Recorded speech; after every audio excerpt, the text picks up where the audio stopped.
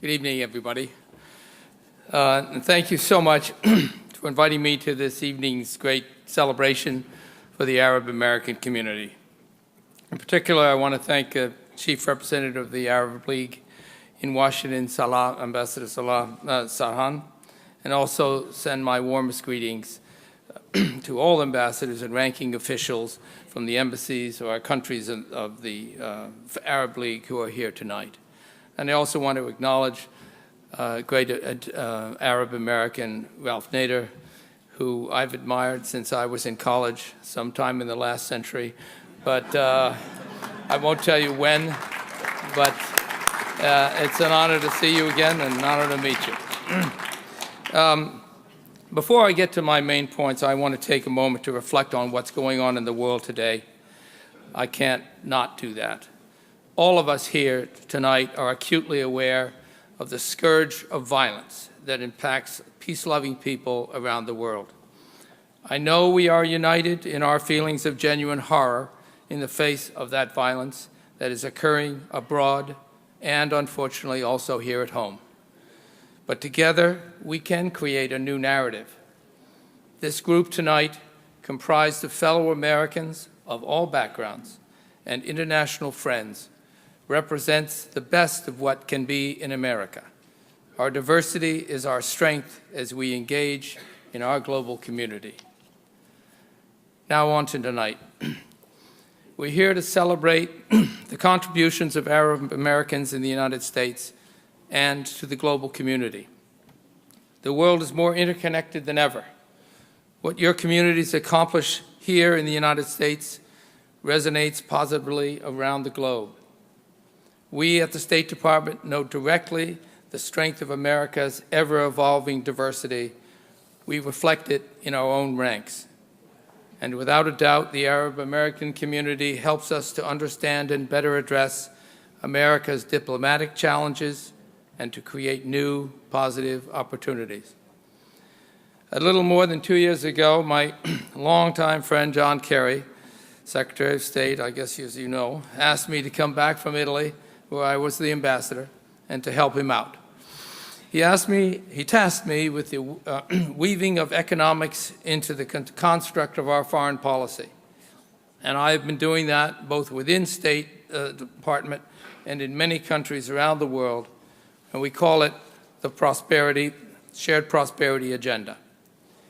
In its simplest sense, the Shared Prosperity Agenda is about generating inclusive growth at home and abroad by supporting the growth of the middle class around the world and by the creation of ecosystems where entrepreneurship can thrive.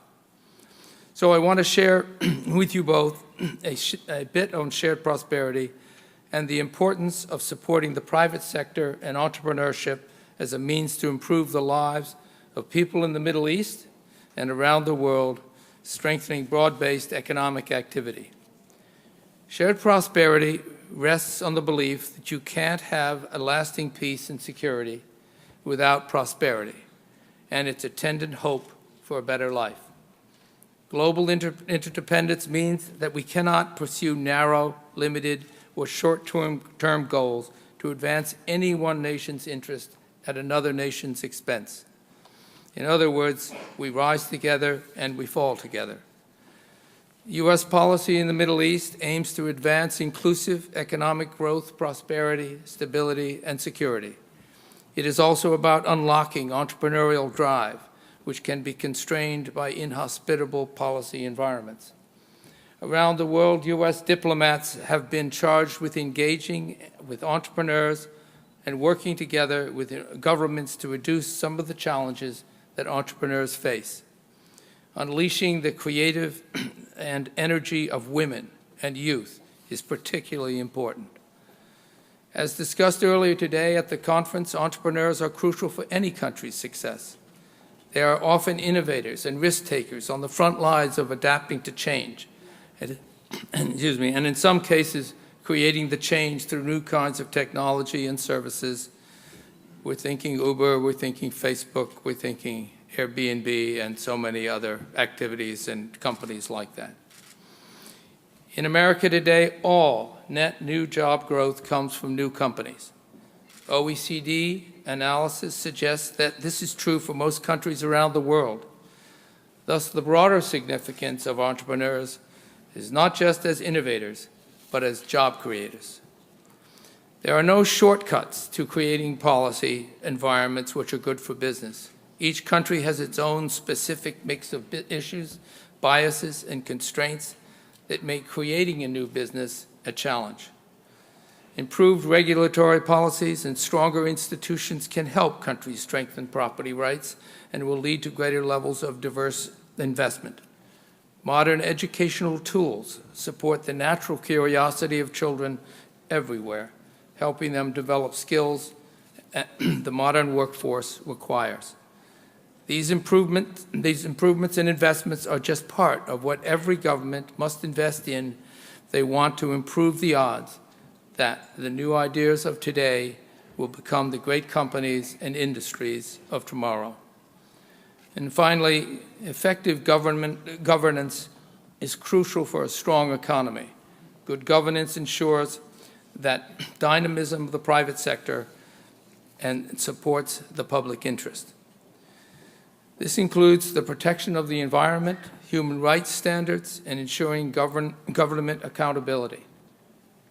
Economic growth that is not inclusive and not managed for the public benefit over the long run can be even more harmful than low levels of growth. The current crisis that we face on climate change is an example of this.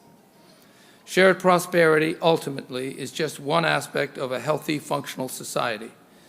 We know this to be true within our communities and among nations. The challenge we face today is applying this insight globally, and that is the challenge we must all do our part to address. I want to close by acknowledging that this is a period of both extraordinary and disorienting transformation. Extraordinary because hundreds of millions are now pursuing their aspirations and providing better lives for their families than was possible just a few years ago. Disorienting because the transitions that will demand more from our political systems, from our institutions, and yes, in the end, from our planet. I'm confident that the next generation of entrepreneurs from the United States, the Middle East, and around the world will be a key part of how we solve our most difficult problems. And thank you so much for giving me the opportunity to share some thoughts with you, and enjoy the rest of your celebration.